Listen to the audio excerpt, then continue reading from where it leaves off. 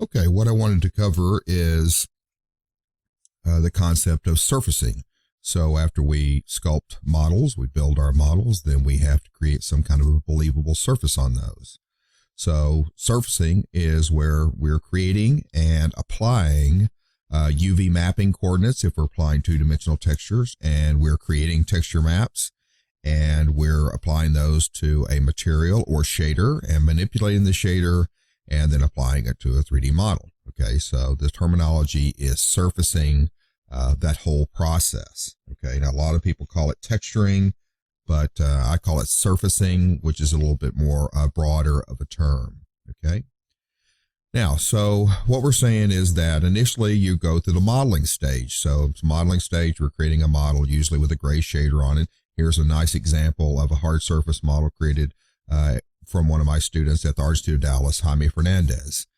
After we create the model, then we have to come back on and apply surfaces to it so that we're creating a believable kinds of surfaces. You know, we're mimicking real world types of surfaces like metals or rubber, could be painted surfaces. And then we're also mimicking, you know, the aging of those as well. Here's another example of a hard surface model done by another one of my students, Josh Flores. And this was actually done to go into a game engine. So this is the high poly version, and then he built a low poly version and then surfaced that. So in this particular case, it was done with bitmaps, unwrapped in bitmaps, and this is once he took it into the Unreal Engine. So the main thing I'm talking about is understanding that we model first, then after the models are done, then we come on and we create surfacing, and there are a variety of ways to do those surfaces. Now, sometimes what we're doing is clean materials. So in other words, we're creating objects that we don't want to look aged and weathered. We want them to look brand new. So these are some typical kinds of shaders. This is out of 3D Max, Mental Ray. So we were doing things like chromes and metals, car paint materials, glass, and we're wanting those to stay fairly new looking. Okay, so like we're maybe going to market a product. Here's a good example. Another one of my students created, Tony Jimenez, this vehicle. Okay, wanted it to look brand new and staged it. So we're using clean materials. So not all the time are we wanting something to look grungy and old and weathered. Sometimes we want things to look shiny and brand new. I call it Christmas morning. Okay, like opening a package and there it is, Christmas morning. Here's another really nice one created by Amber Duggar, another one of my students at Art Studio Dallas. In this case, you know, a variety of clean materials, simulating plastics and glass, metal, and so a variety of different types of surfaces, but also keeping it pretty clean looking. Another example, Josh Flores, one of my students, created this nice motorcycle. He does have a little bit of patterning on it. Okay, so like he's got a little bit of a procedural texture to kind of get the irregularity to the nature of the rubber. And then he's got a little bit of a tileable texture on this part of the fairing up here up front. So to give it kind of a graphite look to it. You can see that here also. Okay, but for the most part, you know, made to look all brand new, clean materials, great for the cover brochures and marketing. Not so much what we wanted to put, you know, like in a game where we want it to be weathered and such. Okay, so I kind of encourage students to create some things brand new looking, and then maybe we can age them later and you actually, you know, show the model twice. Show it, you know, brand new Christmas morning, and then show it after it's been, you know, out and used for a while. Okay, then what we're going to shift to here is the term texturing, which a lot of people use this as a general catch-all phrase for creating the surfaces of objects. Texturing to me is the creation and the application of two-dimensional and three-dimensional patterns applied to the surface of a model or any kind of an object, and add qualities such as color, texture, or maybe some other details like reflectivity, glossiness, transparency, translucency, and usually these are to mimic real-world surfaces. Okay, so surfacing is more of a generalized term, which could be non-patterned items, and texturing is where we're actually putting patterns on things, and usually those texturing, the term kind of insinuates a tactile quality to it, in which it maybe has a bump to it or something of that nature. Okay. So when we're texturing things, there's a lot of ways that you can approach doing texturing, and that's one of the main reasons for this little video I'm doing, is to understand the different ways that you can approach texturing. So here's two cubes that I made, and the cube on the right is textured three-dimensionally. It's an actual three-dimensional texture, whereas the one on the left is a two-dimensional texture. Now, what I mean by a three-dimensional texture is that this is created with a procedural texture, which is a mathematical algorithm, and it goes all the way through the object. Okay, so if you were to cut this object, you would see the pattern go all the way through it. Whereas a 2D texture just floats on the surface. It's like a veneer, a laminate on the top of it. Okay, now those are two different approaches to do it, and both are viable ways to do it, but there's some, items that we need to pay attention to, and one of those is the coordinate systems. When we're talking about a 3D texture, like a procedural texture, it's measured in what we call object space. Object space is X, Y, and Z, which is the same kind of coordinates that we're used to when we're building an actual object. So X measurement being left and right, Y being up and down, Z being depth, and those coordinates are actually measurements from the pivot point of the object. Okay, so there's in a cube, the pivot point's at the bottom, and a sphere would be in the center, but those measurements are based on distance from the pivot point. Okay. Now, when we're talking about a 2D system, okay, it's a little bit different. It doesn't have dimensionality to it, so it's only has a V and a U coordinate. Okay, V and being up and down, U, V, and left and right. So 3D has three coordinates, and a two-dimensional image only has two coordinates. Okay. Now, the other thing about a two-coordinate system is usually we're talking about a bitmap, though there are some two-dimensional procedural textures, but we're usually talking about a bitmap, which means we're talking about pixels. Okay. So there is a resolution situation that comes into play. So as you can see here on the left, when we're talking about texture space, then that's U for depth, V for height. And then when that's laid down flat, we measure that and we refer to that as the W. Okay. So U on a two-dimensional is similar to X, V is similar to Y. And when that two-dimensional is laid down, it's got a measurement of a W, which is similar to a Z. Okay. So 3D textures, object space, X, Y, Z, 2D textures, texture space, U and V. And if the texture is laid down flat, then it has a depth to it, and that is Y. We need to understand those coordinate systems, because when we're manipulating our maps, we need to understand which coordinate system we're using, whether we're using two-dimensional textures or three-dimensional textures. Okay, now if we were to come in here and actually cut into this, okay, so like if I was to Boolean into this surface, okay, you can see here I've taken a sphere and cut into this, and the texture runs right through it, because this is a dimensional 3D texture, so it's like a solid block of whatever this surface that we're doing. It's different from a 2D texture. If I was to take a sphere and come in and Boolean on this, then you'll see that I've got just a gray surface, and it's a veneer. So these actual bitmaps are floating on the surface. They're not actually going in there. Now I can come back and apply this same material to it, okay, but it's going to need mapping coordinates. Now, this cube initially was created with mapping coordinates. The 3D texture doesn't need mapping coordinates because it's three-dimensional.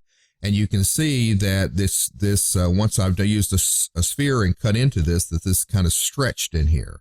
The reason that's stretched is because it took on the mapping coordinates of the object you Booleaned it with, which was a sphere. Okay, so it's like we're wrapping this texture around the sphere. Okay.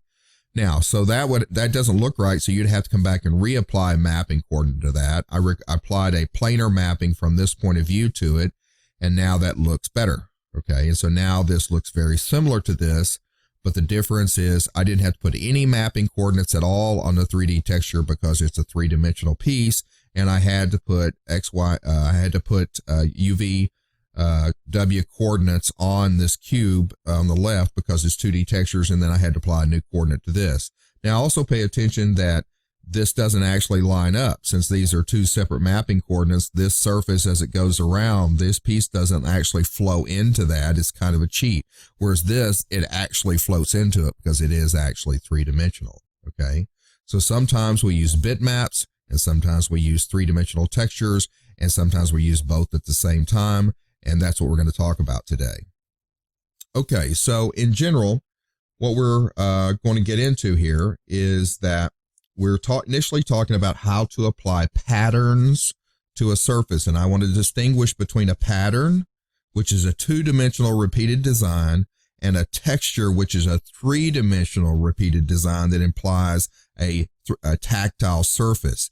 So when I say texture, I'm thinking it's a rough surface, like I could touch it with my hand and I would feel it rough. When I say pattern, it's just a two-dimensional pattern that's on the surface, okay? Now, some examples of those would be for a pattern, we'd have something like this, okay? So these are all patterns. So it's some kind of a graphic kind of thing that an artist created to create a pattern across the surface. This would be good if we were creating things like wallpaper, maybe something like patterns on a curtain or maybe fabric. And so we're using these two-dimensional patterns, okay?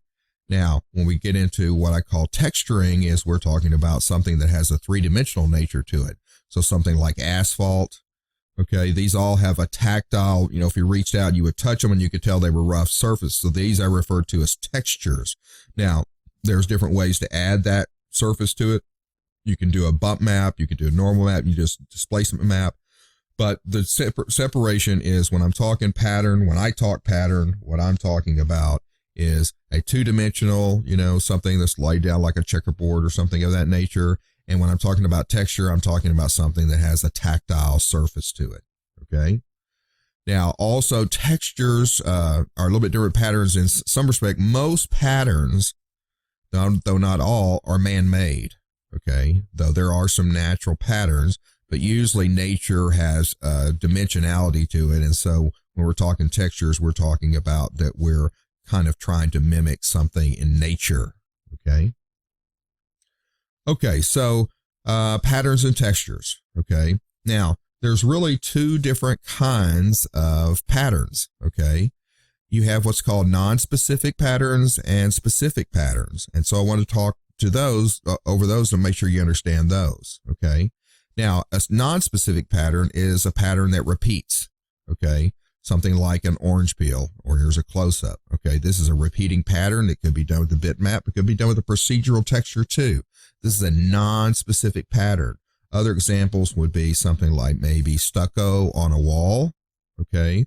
These patterns repeat and are non-specific, and so they really lend themselves to doing maybe tileable textures, not having to paint a custom bitmap.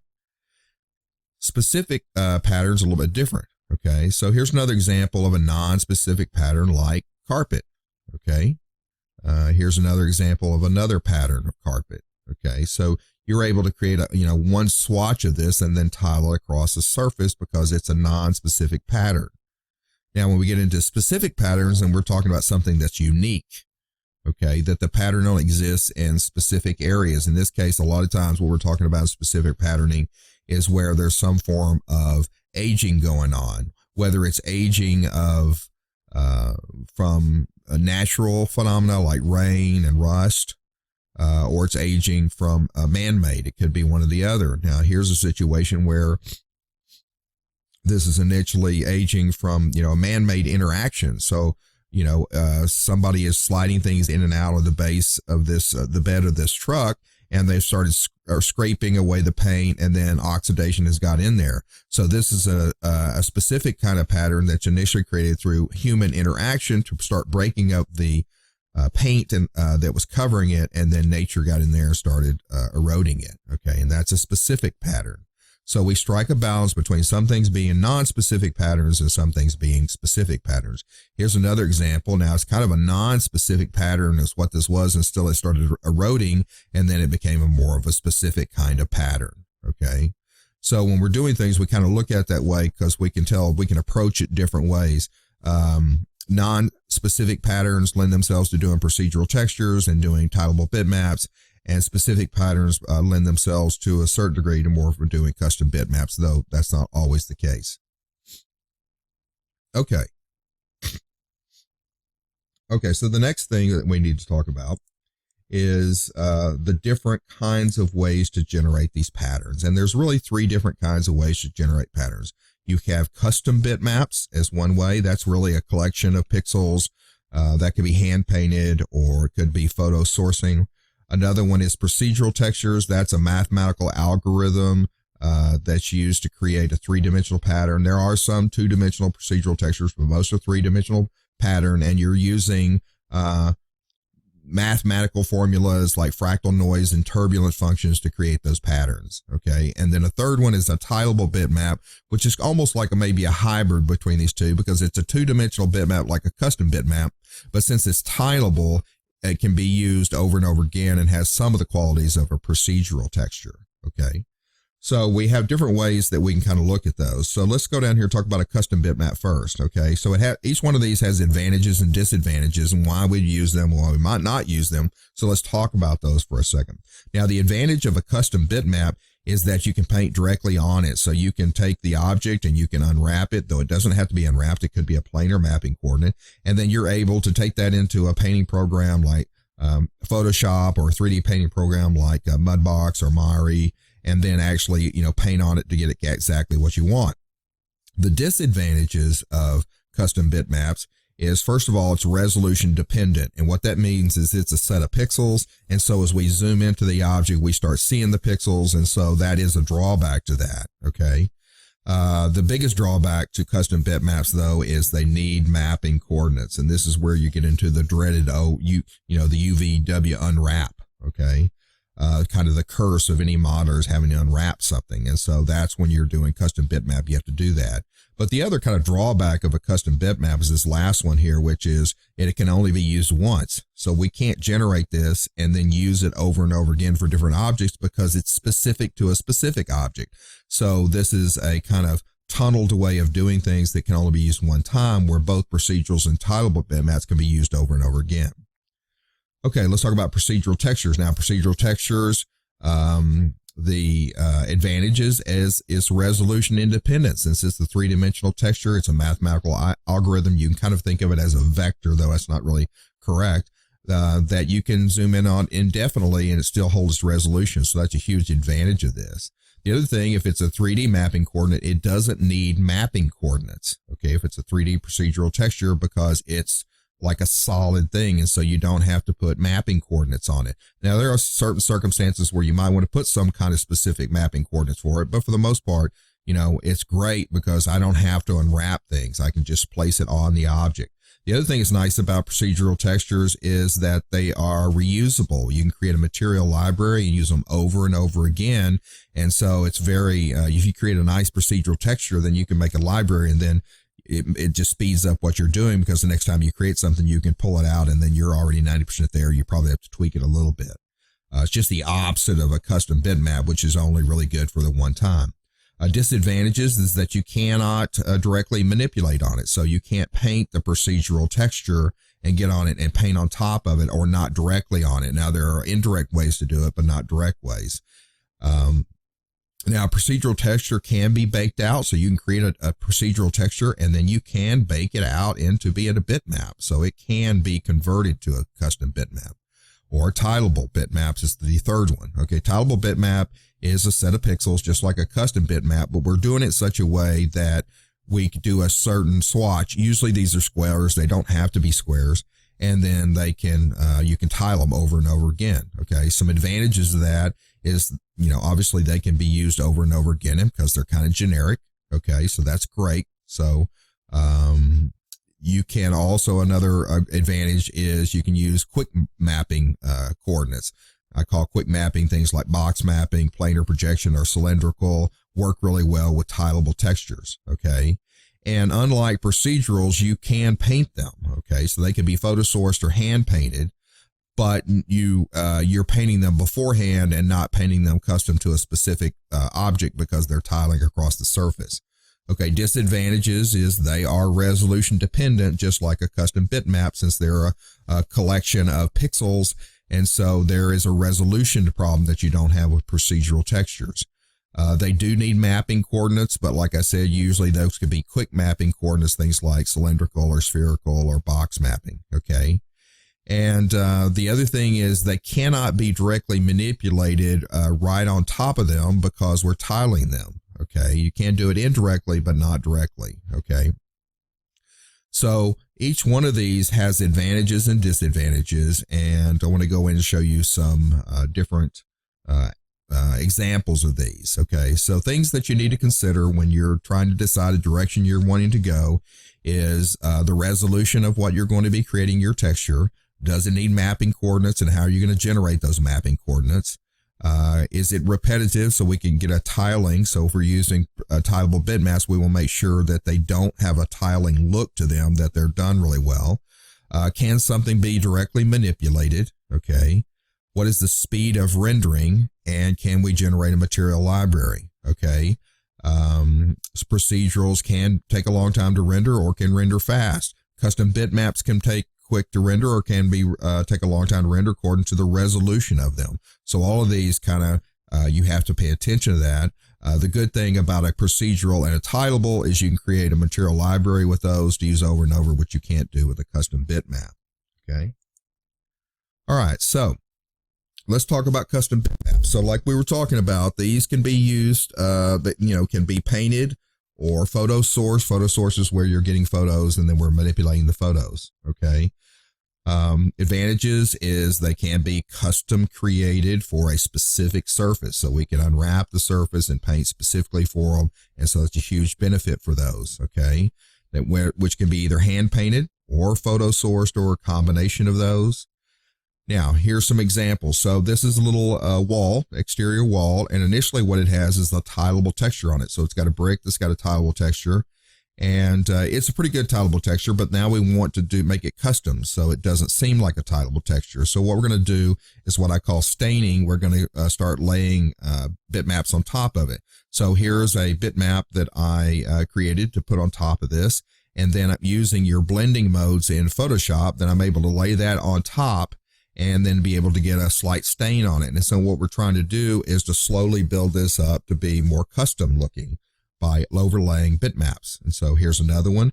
Now, I think one of the biggest problems I get with people when they initially start using bitmaps to do texturing is they get the scale all out of whack. They'll take a 6-inch piece of concrete and then stretch it up over of an 8-foot wall. And so it makes the wall look like it's like 6 inches tall.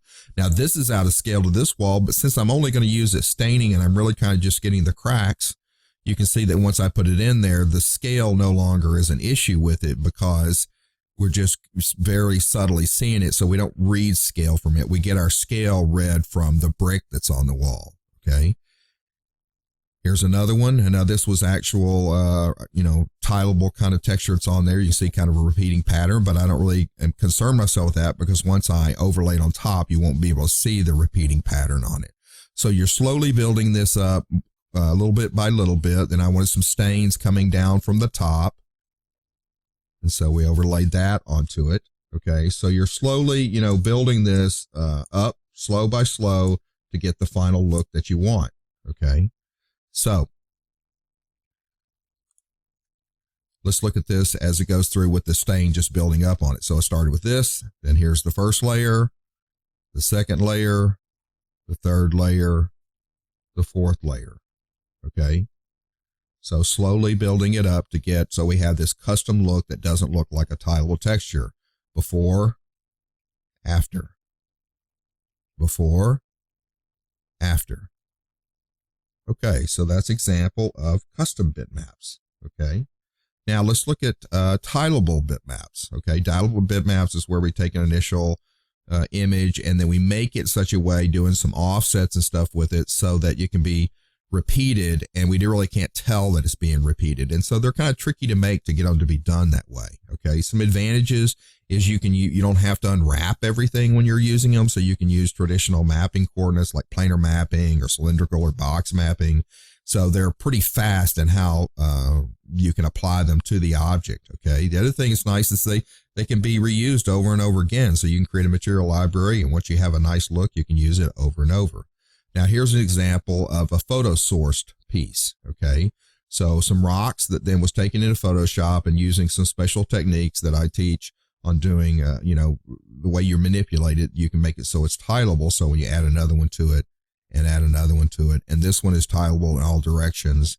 And so you can just keep adding these to it, and then you can create a wall. And we're being able to be really efficient with it because it's only one small bitmap, but then it's tiled. Okay. Now, other ways that you can deal it is with hand-painted tiles. Now, this is a really nice hand-painted tiles by another one of my students, Catherine Rose Miller, and she did an awesome job on this one. Now, this one was specifically to be horizontally tiled, but not vertically tiled. And so you can tile another one onto here. Okay, and then the third tile in there. And so really nice hand-painted. So, tileable bitmaps can be photo-sourced, or they can be hand-painted. Okay, so they're pretty flexible in that way. Okay, let's look at some examples of how we would use these. Okay, so like in architecture, you can see in this nice room that one of my students created, Israel Figueroa. This, ceramic that's on here, this kind of a granite kind of look, is all a tileable bitmap. Okay. Here, the carpet is a tileable bitmap. These bricks up here, these little tiles are tileable bitmap. This pattern that's on these chair is a tileable bitmap as well. Okay, so this is a great example of using tileable bitmaps instead of having to unwrap everything. Here's another interior, kind of has an old 1950s look to it, kind of a I Love Lucy kind of a look, and some nice, there's tileable bitmap down here on the floor. This wallpaper and trim up here is tileable bitmaps. The drapes here, tileable bitmaps. This top surface, okay, this laminate in here is tileable bitmaps. And so this is another perfect example of ways that you can use tileable bitmaps to your advantage. Okay. All right, let's talk about procedurals. Now, to me, procedurals are the ones that are misunderstood the most. I have seen people post out on the internet, never use any procedural textures. Oh my gosh, don't use procedural textures. You just can't use them. They're awful, and I used to think those people were stupid. Okay. And actually I've realized that they're not stupid. They are actually right. They're right. But what they're really telling us is they don't know how to use procedural textures. Therefore they shouldn't use procedural textures, but procedural textures are very powerful. And I want to show you some ways that you can use those. Okay. Now, like I said, a procedural texture is just a mathematical algorithm. And so it's resolution independent, and they usually are created to mimic natural kinds of surfaces, things like cracked mud and things of that nature. Okay, they're resolution independent, which means there's no pixels, which means we can zoom into them over and over and get closer and closer, and they'll still hold up, whereas bitmaps don't. The majority of procedurals are three-dimensional. There are some two-dimensional procedural textures, and two-dimensional procedural textures do need mapping coordinates, but the majority of them are three-dimensional. Okay, which means they don't need any mapping coordinates at all. Okay, here's some examples. This is out of Autodesk 3ds Max. These are some procedural textures in Max: noise, pearl and marble, smoke, splat, speckle, cellular. These are all three-dimensional textures that you can create patterns with. Here are some out of Maya. Now, Maya has quite a few two-dimensional procedural textures as well as three-dimensional procedural textures, so you have to be pretty careful inside of Maya what you're using.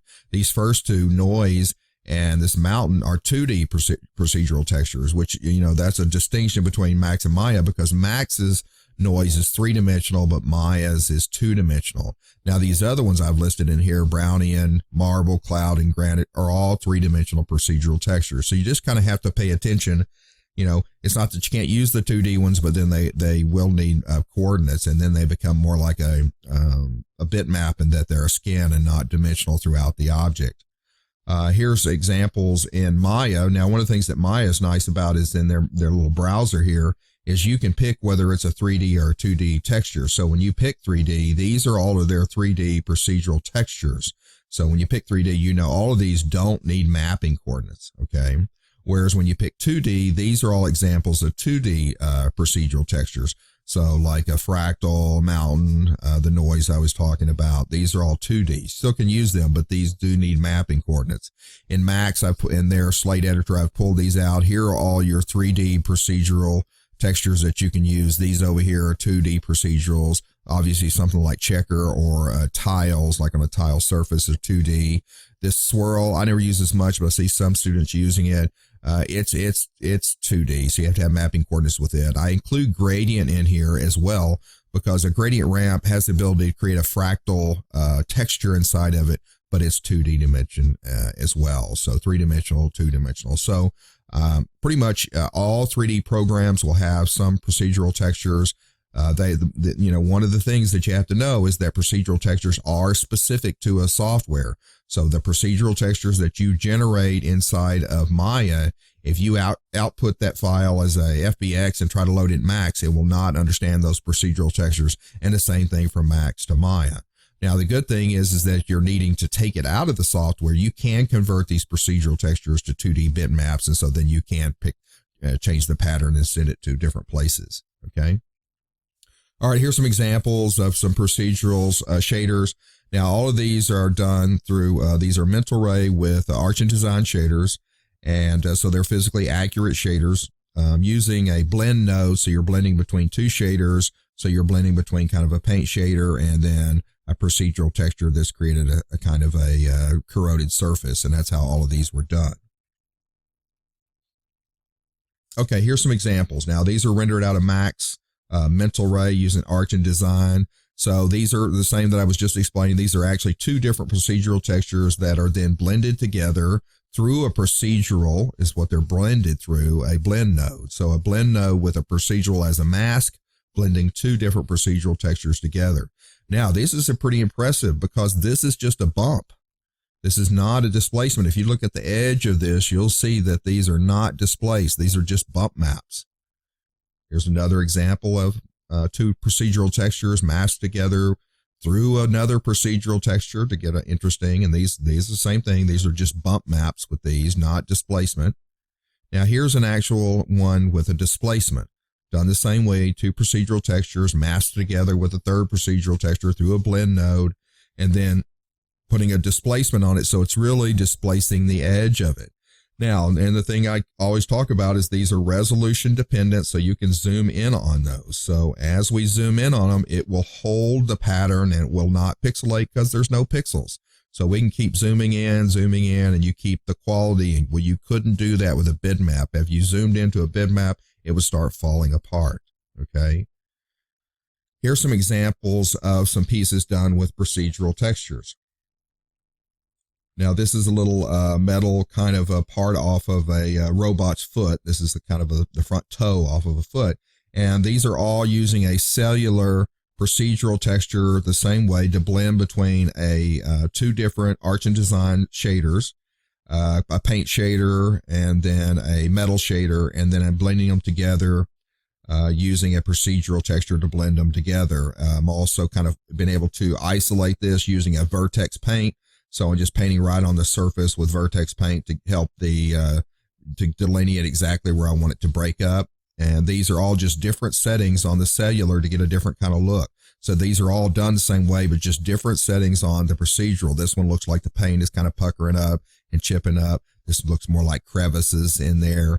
I can get a really high eroded look or a smaller eroded look. Different procedural textures will get you different patterns. This is the same thing done again, but this one I'm using noise to do the breakup, okay? And this is the noise with a little bit different setting to get a different kind of a look to the breakup. And then this one I'm using a procedural smoke. And then the other thing I did with this is I layered up a tileable texture of scratches Okay, procedural textures don't really lend themselves to scratches, but tileable textures do. And so this is the example where I layered the two up together to get the look that I was after. Here's a couple of other examples of procedural textures. This isolation where I'm getting this procedural texture to break up in here, using an ambient occlusion pass as a dirt node. So I'm using, it's all done without bitmaps. Both of these are all done just with shaders and procedural textures and a little bit of vertex painting on the objects. There's no bitmap at all. Pretty powerful what you can do with it. You know, the funny thing about this looks like it's a actual displacement map, but this is just a bump map, but it's pretty powerful what you can do with procedural textures. Now let's look at some practical uses of it. Here's an example of a real nice kind of a mech robot, military robot, and it's created by another one of my students, Zaid Mohammed. And this was all done with procedural textures. Well, I take that back. It was almost all done with procedural textures. You do have a bitmap for the smiley face and a bitmap for the American flag, but the rest of this is all done with procedural textures. So like I said, the beauty of this is these metal shaders can be saved in a library and pulled out and used over and over again, these paint surfaces. It's pretty impressive what you can do with procedural textures if you know how to use them and to stack them up and to manipulate them to do what you want to do. And the beauty is you can make a material library so you can get this look in about 10 minutes. Doesn't take you a bunch of time. We don't have to unwrap a bunch of stuff. And then if I did want to take this later into a game engine, I could actually convert all of these surfaces to bitmaps to take into the game. Okay. All right. So procedural textures, being able to use tileable bitmaps, custom bitmaps, procedural textures. Any and all of those can be used, and what's nice is they can be stacked together. So let me kind of show you an example of where I did something of them stacked together. So here we have is a little disc, a little bit of metal disc, and it's using all three of the different types together at one time. So here's a close-up of it. So what's actually happening is this rust pattern in here is actually a tileable bitmap. So I made a tileable bitmap, and that's what's creating that kind of a rust pattern in the pockets in there. Now I'm using a vertex paint through a procedural texture to get the breakup. So a procedural texture is what I'm using to generate this crack surface that's out here. So where it's kind of this glazed has started to crack out here. That's a procedural texture. Now you'll notice that in some areas it's got more and then other areas it has less. That's another procedural texture used as a mask to get me a variation throughout here. Okay. And then along with that, then this here is the custom bitmap to get this label on here. So this is a great example of using all three of these techniques together at the same time to get a specific kind of look. Okay, and then the last thing I just want to go over is there is a software out there called Substance Designer. It's fairly new. It's made by a company called Algorithmic. It's called Substance Designer, and it's a procedural texture generator. Okay. Now there's been some other procedural generators out there. Darktree was one I used for many years.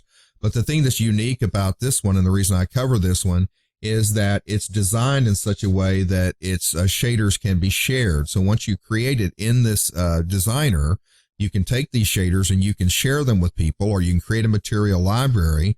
And what's nice is it's cross-referenced. And so this, you could create a procedural texture in Max, and then you can output it and put it into the Unreal Engine. Okay. You could go from Max to Maya. And so these procedural textures can be taken from one thing to another. So they've got a nice system. Okay. So all the procedurals I showed you earlier were all done in 3D Max, could have been done in Maya.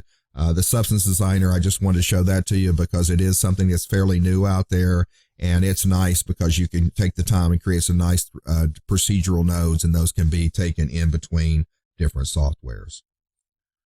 Okay, so that's what I have, and hopefully that helped you understanding how you can use different kinds of techniques to approach creating textures and patterns for your surfaces.